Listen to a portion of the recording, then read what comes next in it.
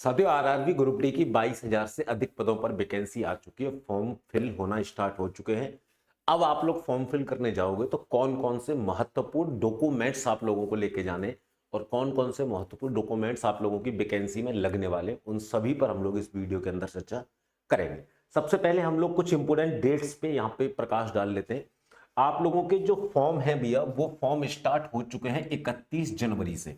31 जनवरी से form start हो चुके हैं और आप लोगों के पास में आखिरी डेट जो है वो मिली है आप लोगों को 2 मार्च। मतलब आप लोगों के पास में 31 दिन का समय है फॉर्म फिल करने के लिए। यहाँ पे करेक्शन डेट भी आप लोगों को पहले से ही दे दी गई है कि 5 मार्च से लेके आप लोग 14 मार्च तक अपने फॉर्म में अगर कोई गलती हो जाती है उस गलती को आप लोग सही कर सकते हो। मगर करेक्शन डेट के भरोसे मत रहना, पहले से ही गलती मत करना, क्योंकि यहाँ जो करेक्शन डेट है वो नाम वगैरह में मदर नेम, फादर नेम या डेट ऑफ बर्थ वगैरह गलत हो जाती है, छोटी मोटी जो गलतियां हो जाती हैं उनके लिए है। आप लोग एक बार जॉन सेलेक्ट करने के बाद में जॉन चेंज नहीं कर सकते। पोस्ट प्रेफरेंस चेंज करने के बाद में आप लोग पोस्ट प्रेफरेंस चेंज नहीं कर सकते। तो जो भी जॉन भरो, जिस भी जॉन से फॉर्म फिल करो, जो भी पोस्ट प्रेफरेंस रखो, सोच समझ के आप लोगों को रखनी है, ठीक है ना। वैकेंसी की अगर आप लोग बात करेंगे तो लेवल 1 की वैकेंसी है, 22,000 से अधिक वैकेंसी है। क्वालिफिकेशन आप लोगों को पता है 10वीं या आईटीआई पास अगर आप लोग हैं तो आप इस वैकेंसी का फॉर्म फिल कर सकते हैं। 18 से 33 वर्ष यहाँ पे एज का क्राइटेरिया रखा गया है। ओबीसी वाले कैंडिडेट जो हैं वो अगर 18 से 36 के हैं तो वो फॉर्म फिल कर सकते हैं। एससी और एसटी के जो कैंडिडेट हैं अगर वो 18 से 38 के बीच में तो वो फॉर्म फिल कर सकते हैं, ठीक है ना। अब बात कर लेते हैं इंपोर्टेंट डॉक्यूमेंट्स की कि यहां पर कौन कौन से इंपोर्टेंट डॉक्यूमेंट्स हैं जो आप लोगों को चाहिए ही चाहिए। इनके बिना आप लोग फॉर्म फिल कर ही नहीं सकते। देखिए, सबसे पहले मैं आप लोगों को बात करूं तो आप लोग 10वीं का वैकेंसी है तो आप लोगों के पास 10वीं का मार्कशीट और 10वीं का सर्टिफिकेट होना अनिवार्य है।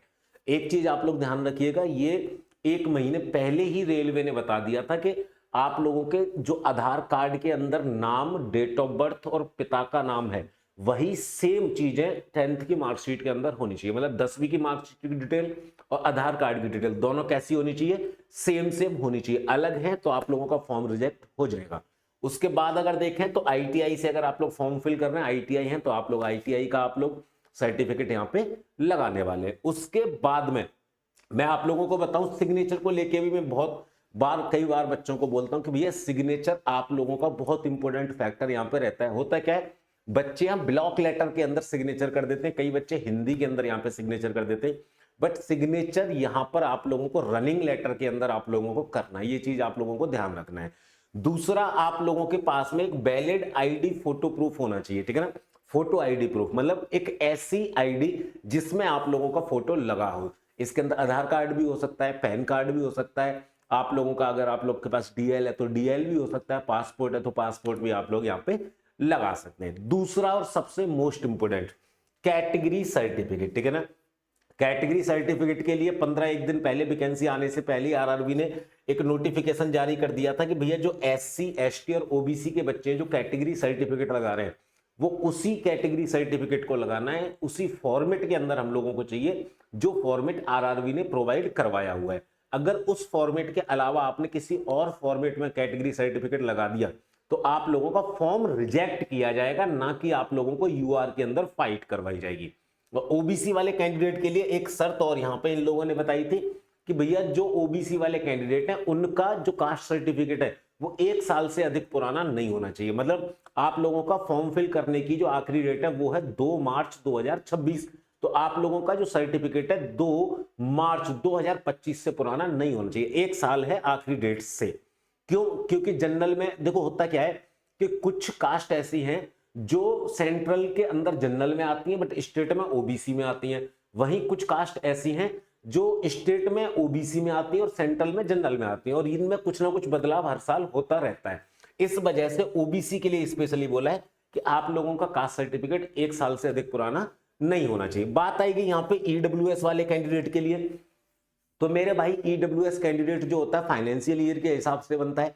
जो वैकेंसी का आखिरी डेट है वो 2 मार्च यहाँ पे रख रखा है, ठीक है ना। अब आप लोग अप्रैल 2025 के बाद का अगर आप लोगों के पास ईडब्ल्यूएस सर्टिफिकेट है तो आप उसको लगा दीजिएगा, कोई प्रॉब्लम वाली बात यहाँ पे नहीं है। पीडब्ल्यूबीडी वाले जो कैंडिडेट हैं उनका जो सर्टिफिकेट है वो यहाँ पे लगाना पड़ेगा। एक्स सर्विसमैन वाले जो कैंडिडेट हैं उनको यहाँ पे सर्टिफिकेट अपना लगाना पड़ेगा। बात आती है एक्टिव मोबाइल नंबर और मेल आईडी की। देखिए आरआरबी अगर आप लोगों को किसी भी तरीके की कोई इंपॉर्टेंट इंफॉर्मेशन देना चाह रहा है तो वो कैसे देगा? तो आप लोगों को एक मोबाइल नंबर, एक आईडी प्रूफ ऐसा रखना है जो आप लोगों को टिल सिलेक्शन तक आप लोगों के पास रहना चाहिए, जिसको आप लोग बंद नहीं करेंगे, जिसको आप लोग छोड़ेंगे नहीं, ठीक है ना। आपके पास ओटीपी आएंगे, वेरिफिकेशन होगा, उसके बाद में जो भी प्रक्रिया होती है आपके एग्जाम डेट के लिए, ई कॉल लेटर के लिए, बहुत सारी प्रक्रिया होती है। तो आप लोगों के पास में मोबाइल नंबर होना चाहिए और मेल आईडी होना चाहिए। ये हमेशा आप लोगों का एक्टिव रहना चाहिए जब तक आप लोगों का सिलेक्शन नहीं हो जाता। अब सिलेक्शन होगा कैसे? तो उसके लिए भैया एग्जाम विधि लेके आया गारंटी बैच। इस गारंटी बैच को आप लोग ज्वाइन कर सकते हैं केवल और केवल 249 रुपीज के अंदर। और इसके अंदर भी अगर आप लोग AJ20 कूपन कोड लगा लेंगे तो इस 249 पर भी आप लोगों को 20% तक का ऑफ मिल जाएगा। उसके बाद भी अगर इस बैच से आप लोगों का सिलेक्शन नहीं हो पाता है तो आप लोगों को आगे आने वाली जितनी भी वैकेंसीज होंगी उन सभी वैकेंसीज में आप लोग जिन वैकेंसीज का फॉर्म फिल करेंगे आप लोगों को exam Vidhi free of cost course provide करवाएगा। तो आप लोग एग्जाम विधि ऐप डाउनलोड करें और आरआरबी ग्रुप डी का गारंटी बैच ज्वाइन करें। और ग्रुप डी का फॉर्म फिल करते समय कोई भी किसी भी प्रकार की दिक्कत आए तो आप लोग इस वीडियो में कमेंट जरूर करिएगा, क्योंकि आप लोगों की जो भी समस्या होगी उसके सॉल्यूशन की वीडियो मैं आप लोगों को प्रोवाइड करवा दूंगा। अगर आप लोग इस चैनल के सब्सक्राइबर होंगे तो उस वीडियो का नोटिफिकेशन आप लोगों तक पहुंच जाएगा। तो चैनल को भी सब्सक्राइब जरूर कर लीजिएगा। मैं मिलूंगा अगले इंफॉर्मेटिव वीडियो के अंदर, तब तक के लिए जय हिंद, जय भारत।